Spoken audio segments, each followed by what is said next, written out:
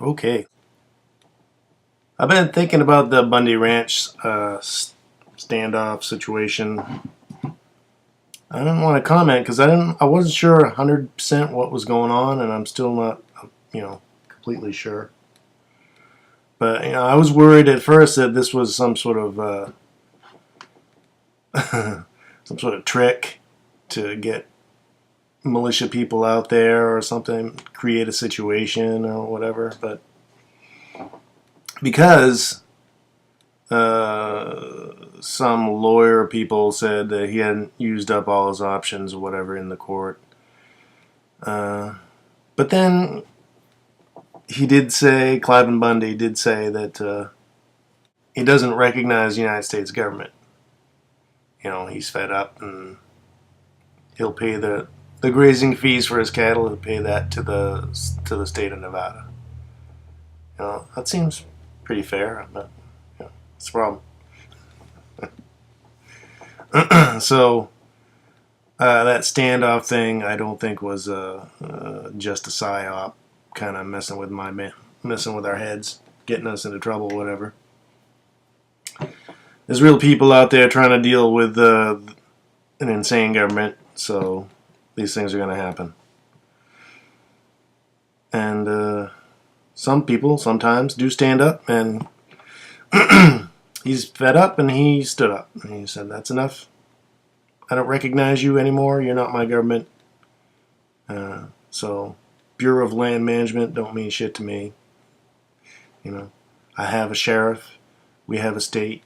States are supposed to be in charge of this federal government. It's a collection of states, basically. So let's not go crazy here with the federal oversight." But what I was thinking was it's hard for these ranchers in our federal government to, I believe it's hard for them to have any say, really. It's like these little rules that they're getting slathered with, just rule after rule, and you can't do this, you can't do that, and you got to pay this amount, and we're going to jack up the fees and whatever. I don't see them having much say in it. It's kind of like, it's like the king has decreed it, in that ranchers aren't the majority of the United States citizens, right? So if it was like a majority or just a large group, like some sort of Hispanic group or something like that, if our system works the way they say it does, if ranchers were a large group, then they would be able to say, "Look, we don't like that rule, okay?" and have some sway. But as far as most citizens go, they're not ranchers. They don't know what the problem is. They don't care. They should care because that's where their food comes from. So that's a big problem. They're trying to squeeze out the non-corporate people. If you're not part of our big corporate system, you got to go and get the food supply, get everything in the big corporate hands, so that if they want to pinch off supply or raise prices or whatever, they can at any time and give you any reason. So when they say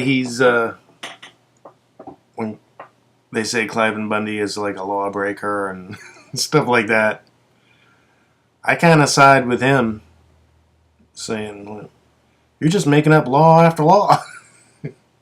And I don't get any say in this. What the heck's going on? What happened to our government? What is this?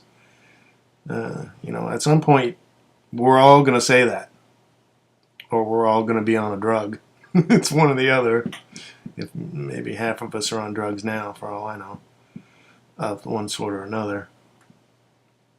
Eventually, we're all going to say that. So it's going to be, it's going to come to a head, hopefully. But as far as the standoff thing, I was glad but surprised that the BLM backed down. I guess I shouldn't be, though, because the protesters brought guns, and I think that is what makes the difference. If you have something that you can push back with, these thugs kind of think twice. Maybe I just won't shoot into a crowd of people this time. But in the end, I don't see how the Bundys can continue operating as they used to, even though they won this situation, and I'm glad they did. I don't see how they can continue on when our government is involved in everything. The banking, how's, you got the IRS can shut his bank account down. How's he going to function if they really want to, if the federal government really wants to, as a group, crack down on this guy? Then I don't see him getting through this and continuing on as he used to, which is his whole point. I just want to raise my cattle and my family and stuff like that. So if he's going to win, ultimately, then this standoff has to continue and continue and continue until one of them's gone. And I'm hoping it's the thug federal government. So if you really want him to win, we got to continue resisting and not recognizing the government at every turn. People in Connecticut aren't complying with the gun rule, and in New York they're not complying, and it's just, that's what we got to do. You got to keep saying, hey, I don't know who the hell you think you are. Okay, you work for me. All right? Keep doing that until it comes to a head, or they just back down and go away. Yeah, that's going to happen. But whatever, that's what we got to do. I don't see it going away. And like other people have said, this is just the beginning. It's certainly just the beginning for the Bundys, although it's probably begun in '93 anyway, at the very least. It's going to continue on. That's what sucks. You can't just win. They keep coming at you because they're, they have endless resources. That's the problem. How are you going to fight someone with endless resources? That's tricky.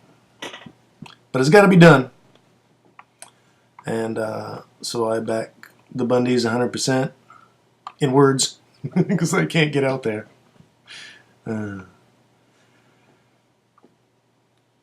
So good luck to them, and thanks to all those that did show up and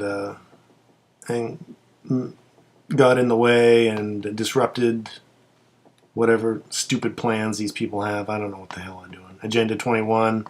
There's some wildlands project. They want to make so much percentage of the country just pure wildland. These people are nuts. Okay, good day.